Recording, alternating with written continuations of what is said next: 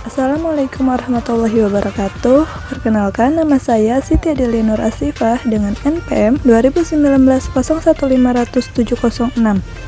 Di sini saya akan menjelaskan mengenai spektrum profesi konseling. Nah, kira-kira ada apa aja sih materi di dalamnya? Simak baik-baik ya.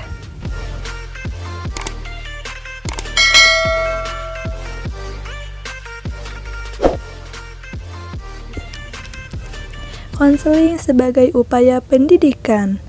Menurut Profesor Ahmad Juntika Nur Ihsan, kehadiran bimbingan dan konseling ke dalam pendidikan salah satunya dialaskan berdasarkan demokratisasi pendidikan. Helen juga menegaskan bahwasannya keberadaan bimbingan dan konseling dalam dunia pendidikan terletak pada bidang instruksional dan kurikulum, bidang administrasi dan kepemimpinan, bidang pembinaan pribadi, serta Prayitno telah memberikan batasan yang jelas tentang relevan kegiatan bimbingan dan konseling dengan pendidikan sangat erat, sehingga di antara keduanya tidak dapat dipisahkan.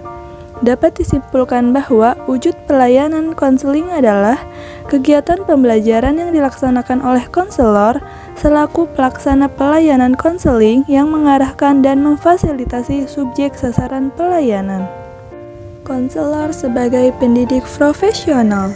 Banyak pertanyaan tentang bagaimana menjadi konselor profesional. Apa yang harus disiapkan untuk menjadi konselor profesional? Kompetensi apa saja sih yang harus dimiliki konselor profesional? Juga beberapa pertanyaan lain yang masih merasa bingung akan profesi konselor. Undang-Undang SPN menegaskan bahwa konselor adalah pendidik profesional, sebagaimana kualifikasi pendidik lainnya.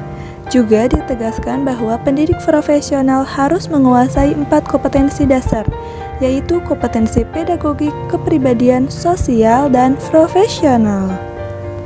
Kompetensi pedagogik. Kompetensi pedagogik merupakan kompetensi dasar keilmuan, yaitu ilmu pendidikan yang di dalamnya meliputi landasan filsafat kemanusiaan. Kompetensi kepribadian. Kompetensi kepribadian yaitu beriman dan bertakwa, cerdas, jujur, tangguh, peduli.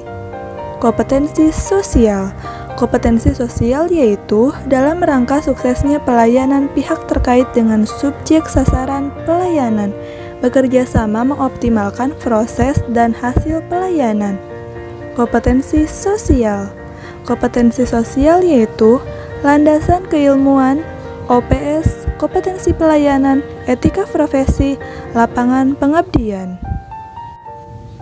Oke, sekarang kita masuk ke materi OPS konselor. Mau tahu apa sih OPS konselor? OPS adalah objek praktik spesifik konselor, pekerjaan yang dikhususkan oleh seseorang yang memiliki profesi. Setiap pekerjaan yang dilakukan oleh seorang profesi itu memiliki sasaran khusus yang lebih jelas. Jadi, tidak tumpang tindih dan tidak berebut sasaran garapan pekerjaannya oleh masing-masing profesi. Profesi adalah setiap pekerjaan yang dilakukan oleh seseorang yang menjadi sumber penghasilan dan memerlukan keahlian kecakapan, memiliki standar mutu, dan sudah menempuh pendidikan profesi. Jadi, jika seseorang sudah memenuhi syarat tersebut, maka orang itu bisa disebut memiliki profesi. Contoh profesi yaitu guru, notaris, dokter, dan konselor tentunya. Arah, etika, dan prosedur dasar bimbingan konseling. Arah profesi bimbingan dan konseling mengacu pada naskah akademik penataan pendidikan, serta rambu-rambu penyelenggaraan program-program pendidikan profesional konselor. Etika merupakan standar tingkah laku seseorang atau sekelompok individu dalam melakukan kegiatan sehari-hari. Konselor harus menghargai harkat dan martabat manusia sebagai makhluk ciptaan Tuhan yang paling sempurna.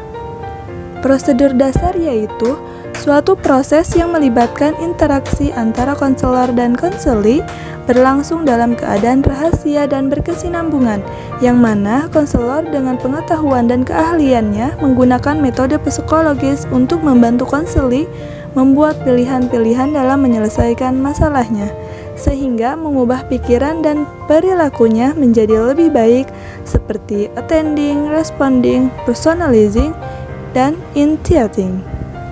Nah, bagaimana? Sudah cukup ada gambaran bukan? Sekarang langsung aja kita simpulkan apa sih konseling itu? Kita simak ya.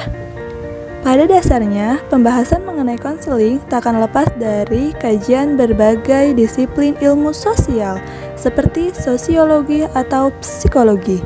Alasannya karena konseling dikerjakan oleh seseorang sebagai suatu upaya agar dapat membantu permasalahan orang lain. Konseling adalah proses belajar yang bertujuan agar klien dapat mengenal diri sendiri, menerima diri sendiri secara realistis dalam proses penyesuaian dengan lingkungannya.